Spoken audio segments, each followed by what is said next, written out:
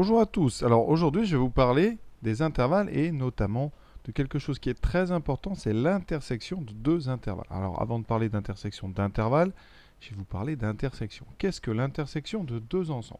Alors pour ça, on va prendre des ensembles très simples. On va prendre un ensemble E composé des nombres entiers de 1 jusqu'à 5. Donc 1, 2, 3, 4 et 5. Donc c'est un ensemble à 5 éléments. Et ensuite, je prends l'ensemble F composé des éléments 4, 5, 6 et 7. C'est un ensemble à 4 éléments. Qu'est-ce que l'intersection de ces deux? Alors, l'intersection de EF, ça va être l'ensemble des éléments qui sont dans les deux ensembles, c'est-à-dire que les éléments qui sont communs.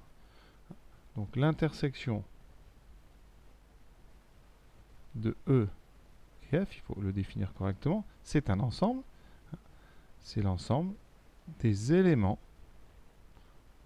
qui sont communs. C'est là le mot peut-être le plus important, qui sont communs à E et à F. C'est-à-dire qu'ils sont en même temps dans E et en même temps dans F. Donc quand on a comme ça une liste, c'est très facile à faire. Et on a une notation. La notation pour faire l'intersection, on va la noter, on met les noms des deux ensemble, et entre les deux, on met comme ça une sorte de pont à l'envers. D'accord, une sorte de... c'est un U à l'envers. Alors, pour ne pas l'oublier, il n'y a pas vraiment moyen mémotechnique. Personnellement, moi j'imagine que c'est le N de intersection. Parce qu'après, vous allez voir qu'on va avoir un autre symbole qui s'appellera l'union, qui est dans l'autre sens. Donc, union, c'est plus facile parce que c'est l'initiale d'union. Alors qu'intersection, donc, ici, moi je considère que c'est le N. Voilà, ça c'est à vous de vous en rappeler. Alors, E inter F, c'est donc les éléments qui sont dans les deux. Alors, on regarde qui est dans les deux ensemble. Ben, il n'y a pas grand-chose. Il y a le 4, vous le voyez deux fois. 4, je vais le mettre en jaune. Et vous avez 5. Les autres ne sont pas dans les deux. Donc, E inter F, c'est l'ensemble, donc on met des accolades, des éléments 4 et 5. D'accord? Donc on se rappelle bien, l'intersection de deux ensembles, c'est la zone commune, l'ensemble des éléments qui sont dans les deux en même temps. Avant de parler d'ensemble, d'intervalle plutôt, on va regarder un petit peu les cas particuliers. Alors il se peut qu'il n'y ait pas d'intersection, c'est-à-dire, prenez par exemple l'ensemble 1, 2, 3, et vous prenez comme deuxième ensemble 4, 5, 6. Bien, si vous voulez faire l'intersection de EF, c'est donc un ensemble qui contiendrait des éléments qui sont communs à EF, il n'y a pas d'éléments communs. Dans ce cas-là, une notation est prévue, vous la connaissez certainement, c'est un zéro barré, qu'on appelle ici l'ensemble vide. Donc ça, c'est le premier cas particulier, quand les ensembles n'ont pas d'intersection. Deuxième exemple particulier, quand un ensemble est entièrement dans un autre. Par exemple, on prend ensemble 1, 2, 3, 4, 5 et 6, et vous prenez l'ensemble F, qui est 1, 2, 3. Et bien, si on prend E inter F, les éléments communs à EF, eh bien c'est facile, il y a 1, 2 et 3. Et si vous remarquez bien, eh bien on retrouve entièrement l'ensemble F. D'accord? L'intersection de E et F, c'est tout simplement F. Ça sera le cas quand l'un des ensembles est inclus dans l'autre. Ici, on a F qui est inclus dans E. Vous voyez, c'est toujours le même symbole qui est tourné, alors ça devient difficile. Ce symbole ici doit vous faire penser un petit peu au symbole d'appartenance. Ça, c'est ce qu'on appelle le symbole d'inclusion. F est inclus dans E. Tous les éléments de F sont dans l'ensemble E. Dans ces cas-là, l'intersection, elle est particulière puisqu'on retrouve un des deux ensembles, le plus petit évidemment des deux. Maintenant, on va donc passer aux intervalles. Pour commencer sur les intervalles, je vais prendre deux intervalles les plus simples, les intervalles fermés. C'est-à-dire qu'à chaque fois, les bornes sont à l'intérieur de l'intervalle. Donc tous les crochets, vous voyez, sont orientés vers l'intérieur. Ils sont fermés. Pour les représenter, je vais utiliser la droite des réels, les deux symboles moins l'infini plus l'infini pour indiquer l'infinitude de cet ensemble. Et ensuite, je place les nombres. Les nombres, on va tous les mettre en dessous. Comme ça, ça sera à peu près. Donc on gradue. Alors, il n'y a pas besoin de respecter d'échelle. Ça n'a aucun intérêt ici. Donc on met 3, 5, 4, 8. Ce qu'il faut respecter, c'est l'ordre. Par contre, le 4 est entre le 3 et le 5. Le 8 est après. Ensuite, on se munit de deux couleurs pour représenter chacun des deux intervalles. Pour l'intervalle E, on représente donc l'intérieur de l'intervalle et on met des crochets. Ici, ils ont tous été choisis fermés. Alors vous pouvez les crochets les redescendre jusqu'en bas, les mettre en haut. Ça, c'est pas très important. Donc là, je vais choisir de les mettre comme ceci. Vous pouvez très bien, je vais vous montrer quand même, faire comme ceci. L'important, c'est qu'on comprenne bien où s'arrêtent et où démarrent les intervalles. Ensuite, on va représenter l'intervalle F par une autre couleur. Il faut que ça soit vraiment clair comme dessin. Donc ici, je vais aller de 4 à 8. Alors vous pouvez faire très haut, hein. L'important c'est que les intervalles, on puisse bien voir la différence. Vous pouvez les mettre même à côté, ça c'est pas très grave. Vous pouvez faire comme ceci, voilà. Et donc on va de 4 à 8, et les deux crochets sont fermés. Et maintenant, on cherche donc l'ensemble des éléments qui sont communs à EF, donc des éléments qui seraient dans la zone jaune et dans la zone bleue. Et vous voyez bien que ce n'est pas difficile l'intersection, parce qu'on voit clairement que la zone ici commune, c'est la zone qui est entre 4 et 5. Alors le problème, c'est pas vraiment de trouver le départ et la fin de cette zone. On voit bien que donc l'intersection de F va commencer en 4 et va finir en 5. La question toujours, et le problème qu'il y a, c'est est-ce que les bornes sont comprises? Donc on regarde, est-ce que le 4 est dans la zone jaune et dans la zone bleue? Alors 4, effectivement, on reprend, il est dans la zone F parce que le crochet ici est fermé en 4. Il est évidemment dans E parce qu'il est en plein milieu. Donc on va fermer le crochet en 4. Ici, en 5, eh bien, le crochet jaune est fermé, donc il est bien dans la zone jaune. Il est bien au milieu de la zone bleue, donc on va le fermer. Voilà. Et dans ce cas-là, vous voyez, c'est très simple, les deux crochets sont fermés. Donc ça, c'est vraiment le premier exemple par lequel on débute toujours avec deux ensembles qui ont des crochets fermés. Deuxième exemple, je vais prendre l'intervalle 3, 5 et l'intervalle 6, 8. Alors en regardant rapidement quelle est l'intersection, eh bien on se rend compte qu'ici le premier intervalle finit à 5 alors que le deuxième ne commence qu'à 6. Donc il n'y a pas de zone commune. La réponse sera sans aucun doute l'ensemble vide. Alors si on veut représenter, qu'est-ce qui va se passer? Parce que certains ont un petit peu de mal à voir sans la représentation. On place donc nos quatre nombres. 3, 5, 6 va être à droite et 8 va être encore plus à droite. Donc mon intervalle E, je le représente, il va de 3 à 5. Les crochets sont fermés. Voilà. Il faut bien que j'aille jusqu'à 5. Voilà.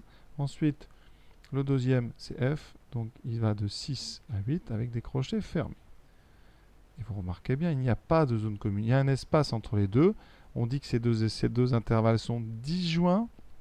Et donc, eh bien, l'intersection des deux, il n'y a pas d'élément qui soit à la fois entre 3 et 5 et à la fois entre 6 et 8. Donc vous voyez là, c'est très simple.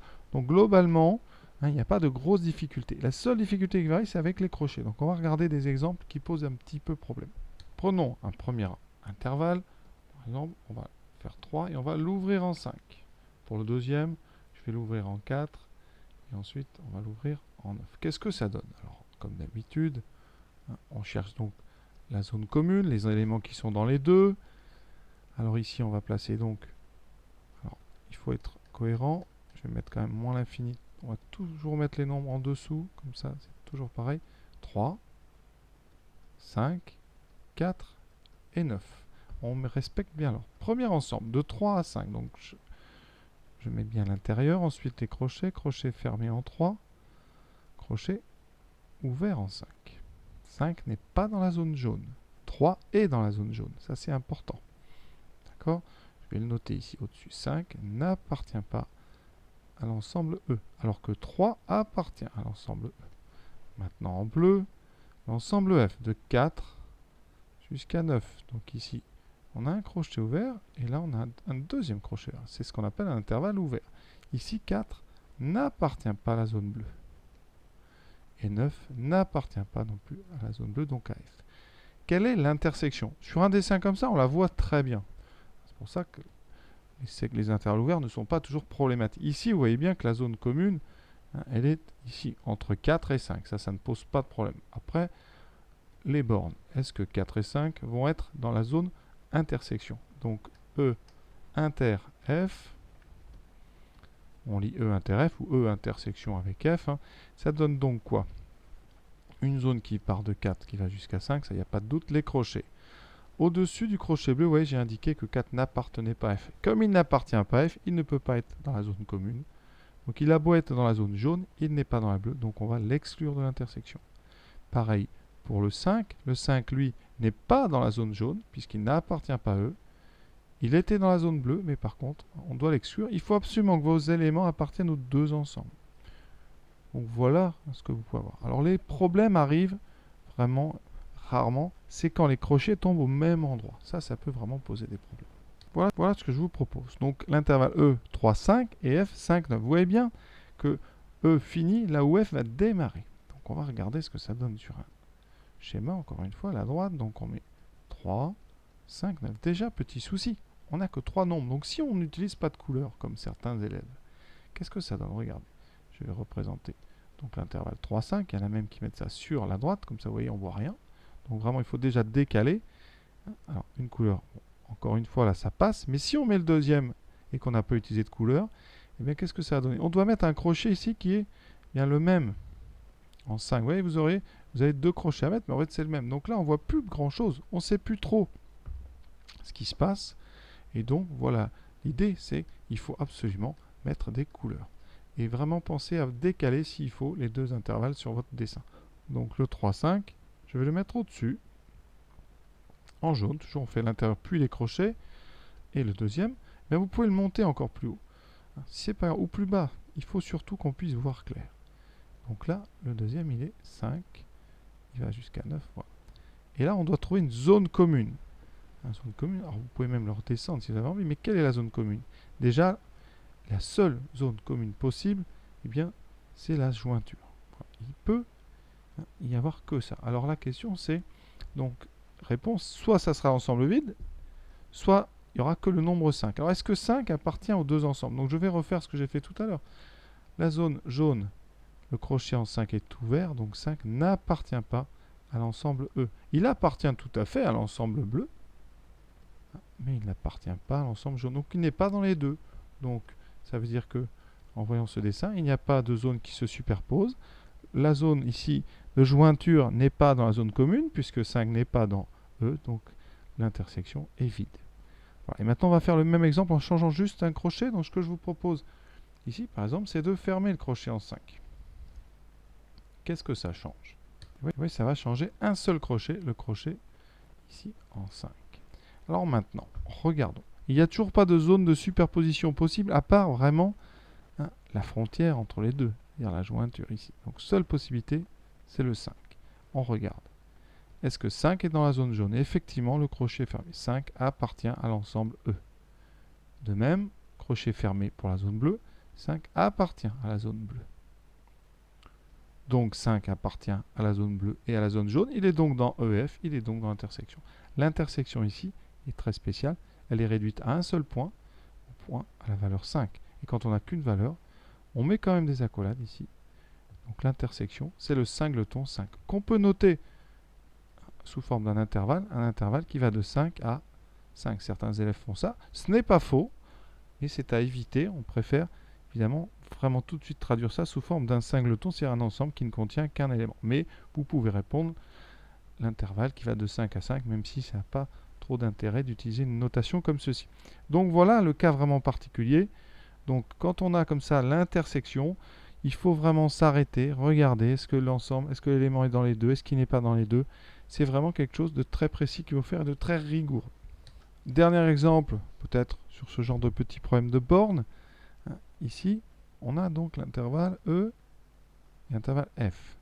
E va de 4 à 5 et F de 4 à 9. Alors, vous voyez encore ce problème, on n'a que 3 nombres. Donc, il faut bien représenter. Donc, l'intervalle E, ici, va de 4 jusqu'à 5. Voilà, on reproduit fidèlement sa notation.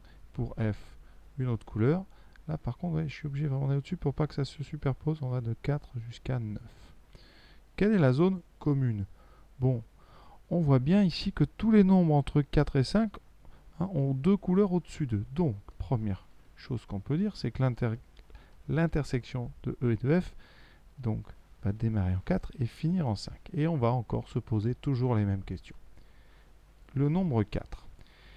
Est-ce qu'il est dans les deux zones? Alors, il est dans la zone jaune, bien évidemment, puisque le crochet est fermé. Par contre, ici, on a un crochet ouvert. 4 n'appartient pas à l'ensemble F. Le crochet ici est ouvert, donc 4 n'est pas dans les deux, il n'est donc pas dans l'intersection. Ça, c'est très important vraiment à comprendre. Et on se pose la même question pour le nombre 5. 5 est dans la zone bleue, par contre, regardez bien, le crochet est ouvert en 5. 5 n'appartient pas à la zone E, à l'intervalle E. Conclusion, on va devoir l'exclure aussi de l'intersection. Il n'est pas dans les deux.